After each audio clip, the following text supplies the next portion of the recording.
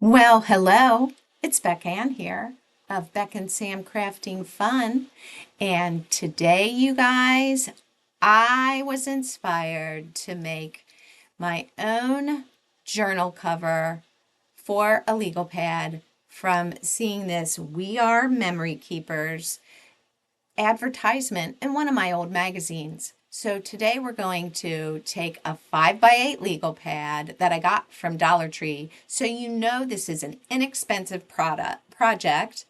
And I will be using this Do Crafts Creativity Essentials stamp set called Haberdashery that I got from Jenlee Schoolcrafts. I'm a design team member for them, and I want to use this stamp set as the main focal point for my journals. So you're going to need 2 sheets of design paper of 12 by 12. I'm going to bring in this butterfly from close to my heart, a stamp set that was in my stash, and we are going to have some fun together. Now, I will be showing all the measurements of everything on the screen as I go through it. So I will just talk a little bit as we go. Now, let me tell you a little bit about Jenlee Schoolcrafts. It is a budget-friendly craft online craft store, and she has lots of brands. Some are new and some are used, so you know you're going to get a great deal. Now, I want to tell you a little bit about these butterflies. I did the rock and roll technique. Have you ever done that? Where you take a lighter color of ink on your stamp and then you literally roll the darker color around the edges. It is a fun technique. Let me know in the comments below if you've ever done it. Well, I fussy cut out all my images, and I take my alcohol markers to have some extra fun. And I just took different colors and added it on my dress form. Isn't that cool? And I got to do every one a little different. I was thinking about the paper I was using and bringing in the colors. And this is super fun to add butterfly wings to anything, you guys. So I hope that you get inspired with this project. Now, for the journal cover, I took that stamp set and stamped all the different images around, having a whole lot of fun randomly stamping them in walnut stain distress ink.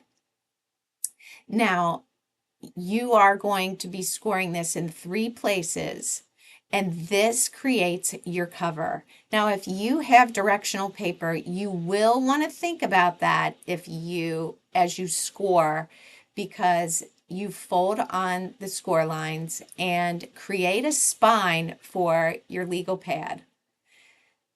Now, you will need 2 cardstock panels.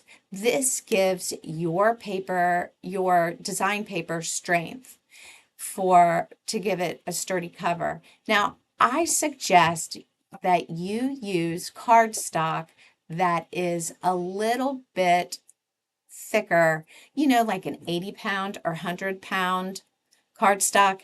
And you're going to want your design paper to be thicker also. You're not going to want to have a really thin paper, or it's going to be opening and closing quite a bit. So when you put your legal pad in, start it in the middle and fold your pattern paper over. Make sure it gets in that spine. I like to use tear and tape, but you wouldn't have to for this project, but I like to. Now you see the second design paper. I have added that to the third panel that is the fold out. And you are going to have it a little bit shorter than the other 2 panels so that it doesn't interfere with your paper pad. Now you can make your pockets any way you want, but you're going to use your scraps to create your pockets. So I do add an extra pocket that you will not see until you get to the pictures at the end.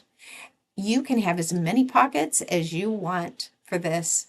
Look at how cute these are, you guys. This was the most fun part of the project, I'm telling you, is creating these focal points. And here we are going to decorate the front of one together. And I have two to show you. So there's the one pocket, but in the end, I decorate more and I add a second pocket.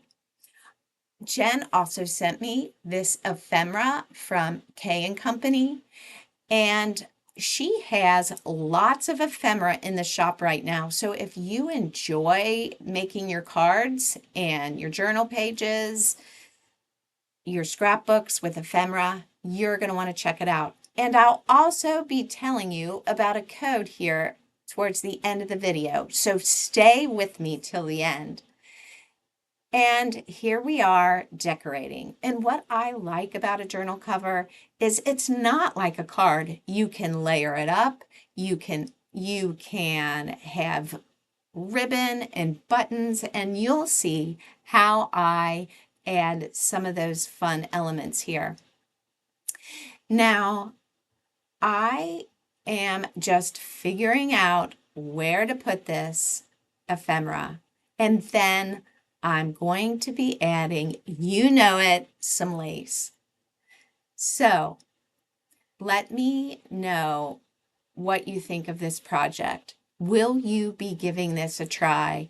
They make great gifts, you guys, and I'm going to be making 8 of these, and I may make another video just showing you how they all turn out. So I use some liquid stitch to add that lace there.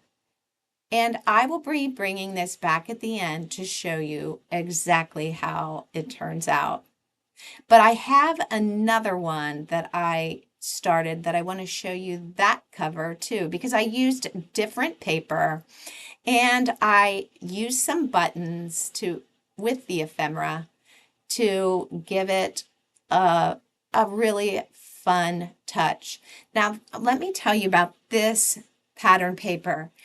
It's a little thicker than my other paper to where I don't even use it for my middle panel. You know, you're going to really want to think about the paper you use because it's going to be opening and closing a lot. And I think this pattern paper is probably 100-pound paper, where the other paper is not quite as thick. So look at how this one is. And I made a pocket that has a flap, and that's super fun. So let me bring them both in for you to see. And let me remind you also that I have a discount code, and I will be showing that to you here.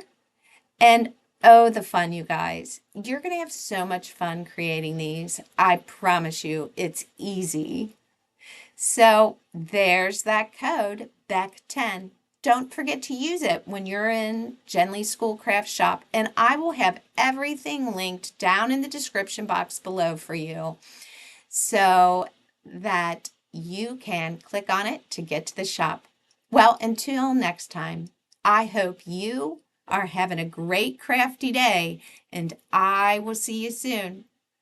Don't forget to hit that like button, and if you haven't subscribed to my channel, I would love for you to do that. Bye for now.